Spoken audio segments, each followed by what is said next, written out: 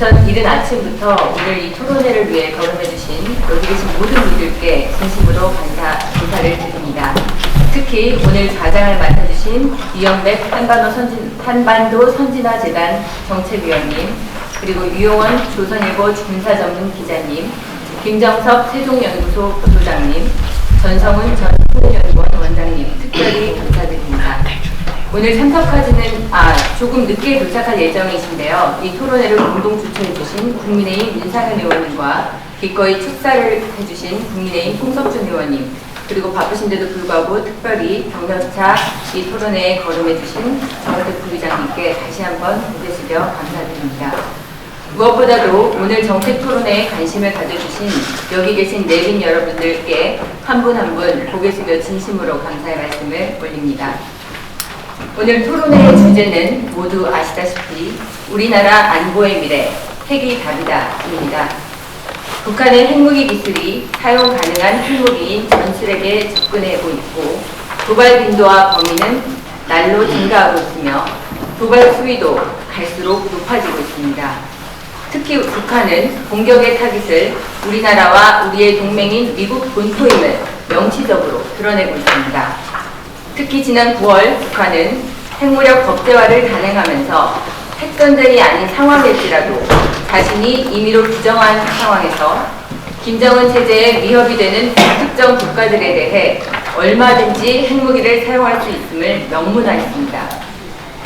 또한 지난 1일 김정은 북한 조선노동당 총비서는 중앙위 전원회의에서 남측을 의심할 바 없는 우리의 명백한 적으로 정의한 것은 물론 강대강 정면 승부 대적 투쟁 원칙에서 물리적 힘을 다지겠다고 천명하는 등 핵무기의 선제 사용 의지를 피력한 바 있습니다.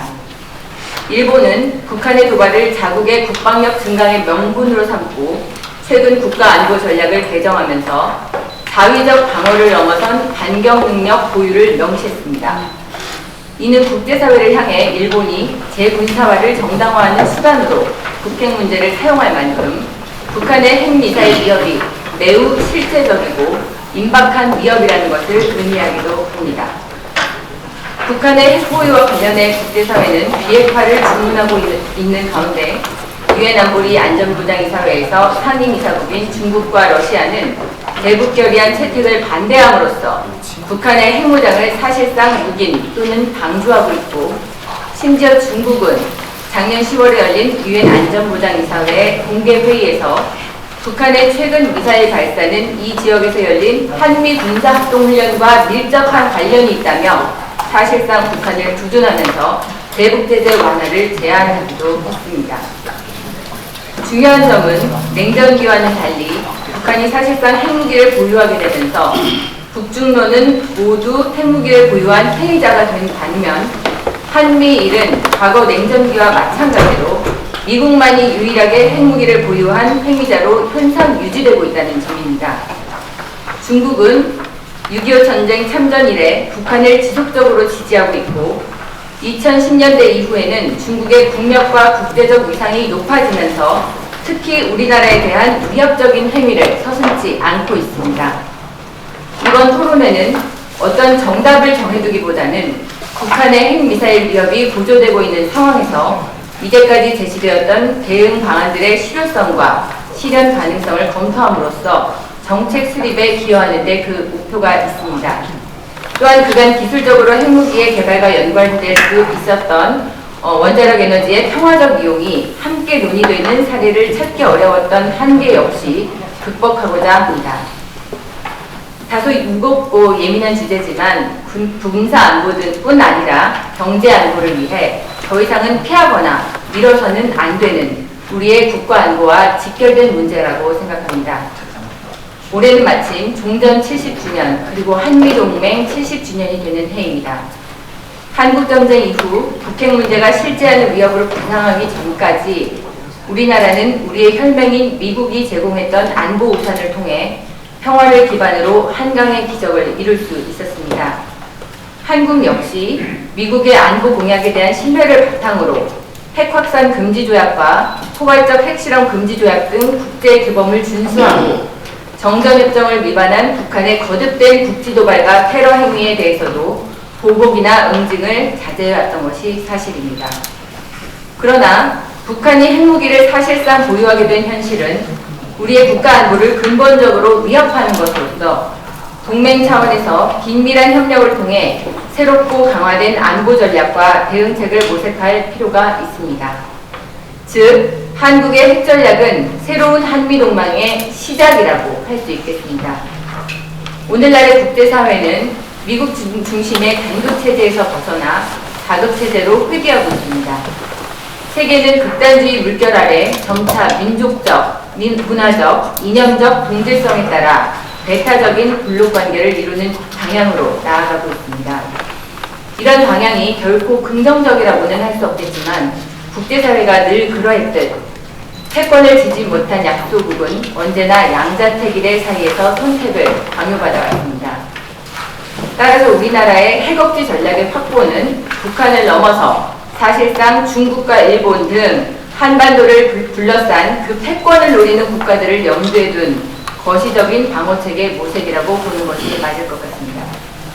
아산정책연구원이 2021년 9월 보고서에서 국민의 93%가 북한이 핵무기를 포기하지 않을 것으로 예상한다는 조사 결과를 발표한 데 이어 2021년 5월에는 한국인의 한미관계 인식에 대한 조사를 하면서 핵무기 개발에 대한 의견을 국민의 연령대와 이념 성향으로 나눠서 조사를 했는데요.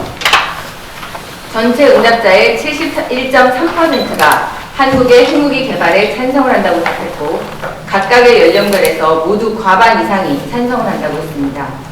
그리고 이념 성향별 응답을 보면 보수층이 79.4%로 가장 높기는 하지만 중도층 역시 70.6%로 찬성을 한다는 의견이 압도적으로 높았고 진보층에서도 과반수 이상이 찬성한다고 조사됐습니다.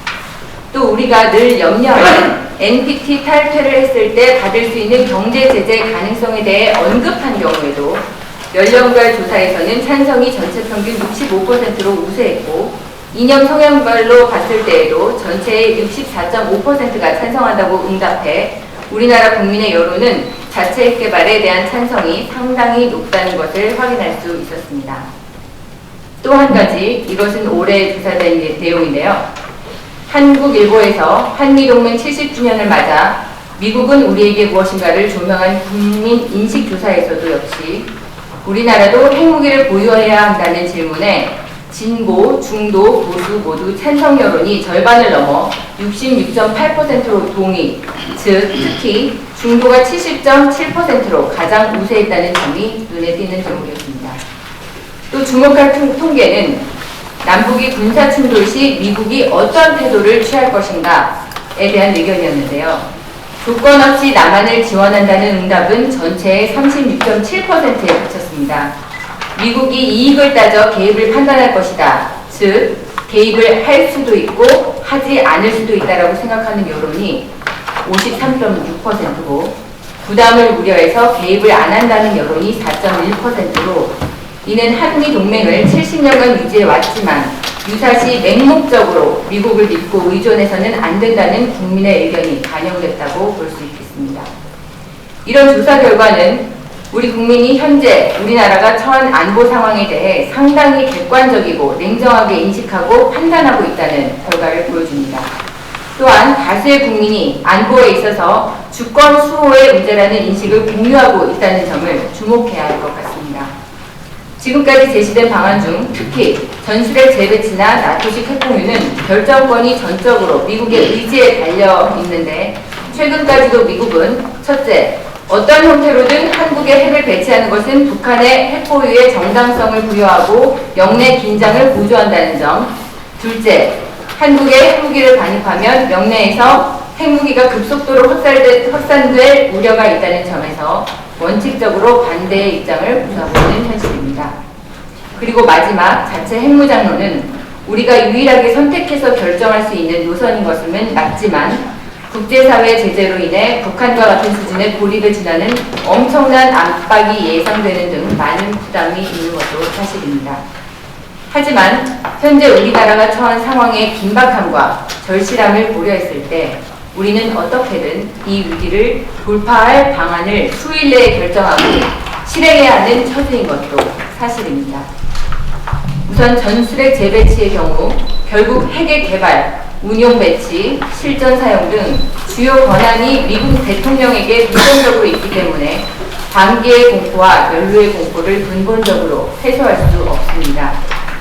또한 북한을 비롯한 적국이 핵무기 저장시설을 공격할 경우 사실상 핵전력이 무력화되고 핵무기 파괴에 따른 방사능 오염 등 피해를 감수해야 하며 핵무기 저장시설을 설치하는 과정에서도 국내에서의 극렬한 갈등 역시 부담으로 작용할 수 있습니다.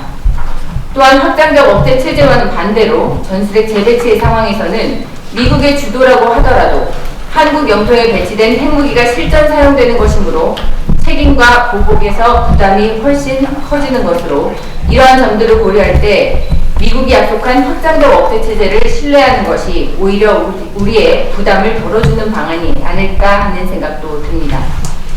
한국은 나토식 핵공유를 모델로 한미 상호방위조약의 근거를 둔 한미 양자 간 핵공유를 제시하고 있습니다. 이와 관련해 바이든 미 행정부가 발표한 전략보고서는 핵무기 선제 사용과 함께 한국, 일본, 호주 등 3국이 참여하는 다자 확장 억제 체제 강화가 가장 중요하다는 결론을 담고 있어 주목할 필요가 있습니다. 만약 한국이 전술핵 무기 공유를 적극적으로 요청하고 이에 미국이 응하는 형식이 된다면 그 반대급부로 한국에 공유된 전술핵 무기는 장래 한미 일호 4국 확장 억제 체제가 구체적으로 현실화됐을 때 가장 중요한 억제 수단 중 하나로 작동하게 될 가능성이 매우 높습니다. 우리나라의 적극적인 핵공유 요청으로 한국 영토에 배치된 미국의 핵무기가 동아시아에 상시 배치된 유일한 전술핵 무기가 된다면 호주는 물론 일본까지도 보호하는 수단으로 이용이 강요될 여지가 크기 때문에 이 부분도 상당히 신중하게 검토해야 할 부분이라고 생각합니다. 특히 양안 갈등이 고조된다면 우리나라에 공유된 핵무기가 중국을 억제하는 수단으로 부각될 가능성이 큽니다. 나토식 핵공유가 연루의 공포를 해결하는 방안이 되었었다면 한국식 핵공유는 급변하고 있는 안보 환경의 영향으로 오히려 연루의 공포를 제공하는 계기가 될 가능성도 있다고 보여집니다. 마지막으로 독자적 핵무장 추진은 NPT 탈퇴가 전제가 되는 것입니다. NPT 제10조는 각 당사국의 주권을 행사함에 있어서 본 조약상의 문제가 관련되는 비상사태가 자국의 지상이익을 위태롭게 하고 있음을 결정하는 경우에는 본 조약으로부터 탈퇴할 수 있는 권리를 가진다. 각 당사국은 동탈퇴 통보를 3개월 전에 모든 조약 당사국과 국제연합 안전보장이사회에 행한다. 동통보에는 동국가의 지상이익을 위태롭게 하고 있는 것으로 그 국가가 간주하는 비상사태에 관한 설명이 포함되어야 한다고 명시하고 있어 이론적으로 탈퇴가 불가능한 것만은 아닙니다. 그러나 NPT는 포괄적 핵실험 금지 조약과 함께 전 지구적인 핵무기 비확산 체제의 근간을 이루는 국제 협약이라는 점에서 NPT 탈퇴는 감내하기 어려운 경제적, 외교적 고립을 염두에 두어야 할 것입니다. 이러한 고립을 감내하고 한다고 하더라도 핵무기 개발에 필요한 원료, 기술과 장비, 핵실험에 필요한 근간의 문제를 고려한다면 국제적인 핵무기 개발을 통해 핵무기를 보유하게 될 시점은 기약하기 어렵다고 볼 수도 있습니다. 또한 우라늄 원광을 수입해 해외에서 위탁 농축하는 형태로 생산한 연료봉으로 원자력 발전을 하고 있는 현실에서 독자적인 핵무기 개발 추진은 원자력 발전을 불가능하게 할 가능성이 높습니다. 이렇게 된다면 우리 경제와 사회 기반 전체는 회복하기 어려운 상태에 빠지게 될 우려가 있습니다. 앞서 언급했던 선택지들의 문제점을 보완하면서도 현실적으로 실현 가능한 방안으로 저는 이미 상용화된 지 오래된 전통적인 방식의 핵 재처리 시설의 설치를 추진할 것을 제안합니다. 핵 재처리 시설의 설치는 원자력 발전을 지속하기 위해서라도 매우 시급한 과제이기도 합니다. 우리나라의 경우 2031년 고리 영광부터 부진의 폐핵 연료봉 임시 저장 시설이 포화될 것으로 예상됩니다. 재처리 시설을 설치하는 데 필요한 시간을 고려할 때 폐핵 연료봉 처리 방안을 조속히 결정하지 않으면 조만간 원전 발전 자체를 중단할 수밖에 없는 현실입니다. 플루토늄 추출이 어렵다는 장점이 있는 파이로 프로세싱은 수십 년째 개발 중인 상태로만 머물고 있어 원자력 발전의 미래를 맡기기에는 현실적인 제약이 있습니다. 이러한 상태에서 플루토늄 추출이 가능한 재처리 시설을 바탕으로 핵 재처리 능력과 함께 잠재적인 핵무기 보유 능력을 갖고 있는 일본의 사례를 참고할 필요가 있습니다. 일본의 경우 핵무기 원료로 사용될 수 있는 플루토늄 약 46톤을 보유하고 있고 현재 일본 내 재처리 시설은 매년 8톤의 플루토늄을 자체 생산할 수 있는 것으로 알려졌습니다. 특히 일본의 잠재 핵보유 능력은 미국과의 협의의 결과물로서 핵확산 금지 조약이나 포괄적 핵실험 금지 조약을 모두 준수하는 것은 물론 미국과의 동맹에 대한 불신의 결과물이 아니며 여전히 미국과 일본은 굳건한 동맹국으로 남아있습니다. 이러한 맥락에서 우리나라 역시 미국과의 협상의 여지가 있을 것으로 생각됩니다. 우리 역시 핵 재처리를 통해 플루토늄을 대량 보유하고 이를 통해 잠재적으로 핵 보유 능력을 단계적으로 확보하는 것을 추진할 수 있다면 이미 이것만으로도 1차적으로도 핵 억지력을 높일 수 있는 방안이 될 수 있을 거라고 생각합니다. 앞서 언급했듯이 자체 핵무장에 돌입하면 최악의 경우 외교적, 경제적 고립을 감수해야 할 수도 있는 만큼 자체 핵 개발은 결국 시간을 얼마나 단축할 수 있는지가 관건이 될 것입니다. 따라서 잠재적 핵보유 능력의 확보와 같은 전투적 기반을 마련하는 것이 지금으로서는 가장 현실적이고 국익에 부합하는 방안이 될 것이라고 생각합니다. 또한 다시 한번 강조하자면 이는 군사적인 문제만이 아니라 우리 경제의 근간인 원자력 발전의 지속성과도 아주 밀접하게 연관된 문제입니다. 무엇보다 날로 고도화되고 있는 북한의 핵, 미사일에 대한 대응책 논의가 한미 관계의 신뢰를 훼손하는 역설적인 결과로 이어져서는 안 될 것입니다.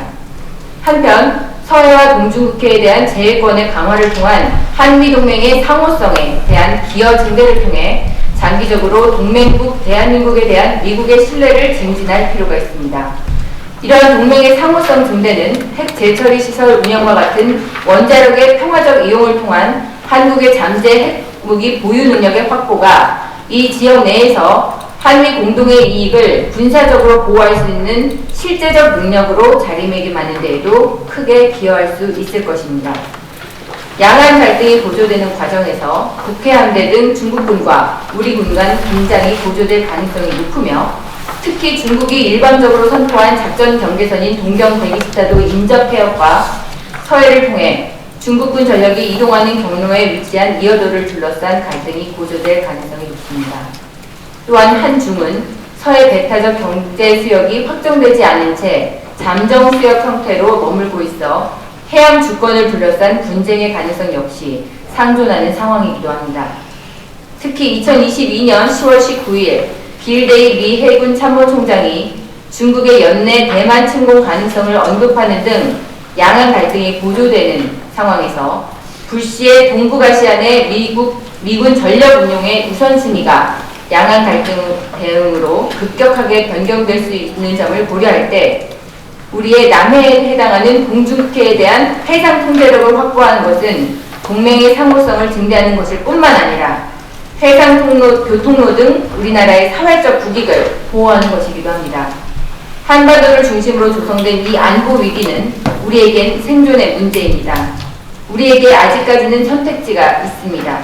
하지만 지금 선택하고 실행하지 않는다면 추후에는 지금의 선택의 기회마저 빼앗길지도 모릅니다. 오늘 정말 훌륭하신 전문가들을 모시고 또 각각의 방안에 대해서 말씀을 들어보겠지만 지금 북한의 핵미사일 고도화로 인해 우리나라가 처한 위협을 올바르게 이해하고 이에 대한 대응 방안을 현실적이고 구체적으로 진지하게 검토할 수 있는 유익한 토론회가 되기를 바라겠습니다. 경청해 주셔서 감사합니다.